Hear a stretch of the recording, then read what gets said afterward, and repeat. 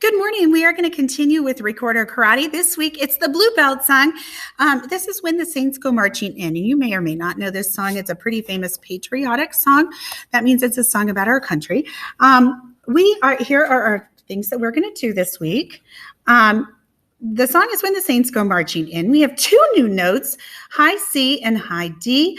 There are whole notes, tied notes, and then we are going to be looking at telling the difference between low D and high D, and reading high D on the staff and playing it on the recorder, reading high C on the staff and playing it on the recorder. And you'll see that when I put things on there, the high notes have this little tick mark here, that little on there. That's so that when I write my notes on my music, I can tell which ones are high and which ones are low. And you may want to do that, or you may have a different system. It doesn't matter to me. When you look at your music this week, there are new concepts in the box. So down here, these are the tied notes. If you see a note that has a tie can go over the top like this or under the bottom like this. It doesn't really matter. It just kind of depends on where the note is on the staff. It's going to connect note head to note head, and that's what determines where that little line goes. A tie means that you are going to play the note one time, and you're going to hold it for the value of both notes. So if I have two half notes tied together, the first one gets 2 and the second one gets 2. If I marry those two, now it's one note that gets 4 counts, all right? If I have a dotted half note that gets 3 and a quarter note that gets 1, and I marry those with a tie, now I've got 1, 2, 3, 4, okay? So whatever it is, you're just going to add those up, and that's how many that one note will get. In this one, sometimes it's a whole note tied to a quarter note. Sometimes it's a dotted half note tied to something else.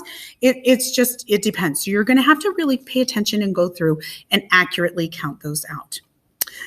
The new notes are high C and high D. Now, these are a little bit tricky. It will be fine. Everything will work out, I promise. High C, this is my left hand, is going to be your thumb and your middle finger.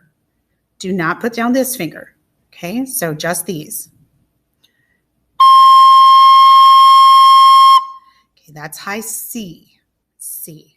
And here it is on the staff. This is what it looks like.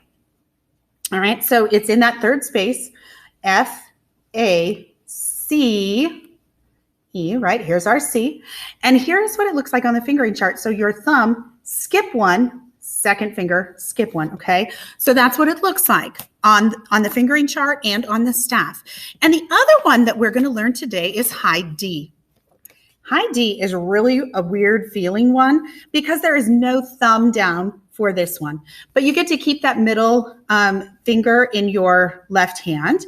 It is on the 4th line from the bottom. So evil, gummy, bears, die, or Elvis's guitar breaks down. So this is D. This is where it is. And it's just going to be that middle finger. So no thumb, right? So it looks like this.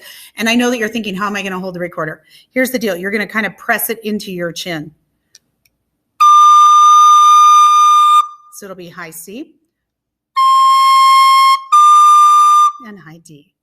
All right, practice those a few times so that you know what they sound like and what they feel like, and then look at them in your music so you know what they look like. All right, we are going to go ahead and play When the Saints Go Marching In, and then it is quite fast when you play it with the recording. So if you can't play it that fast, that's okay. I'm much more interested in a steady tempo and you keeping the rhythm accurate than I am in you going fast.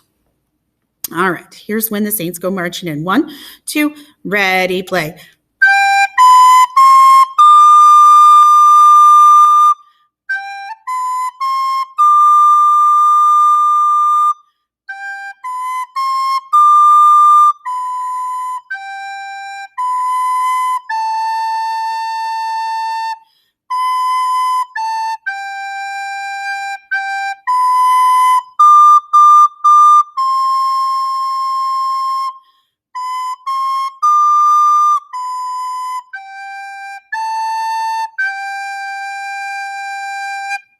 All right, so hopefully you are able to keep up with that one.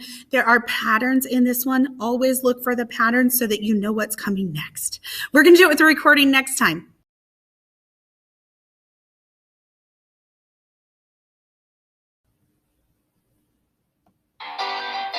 3, 4, play.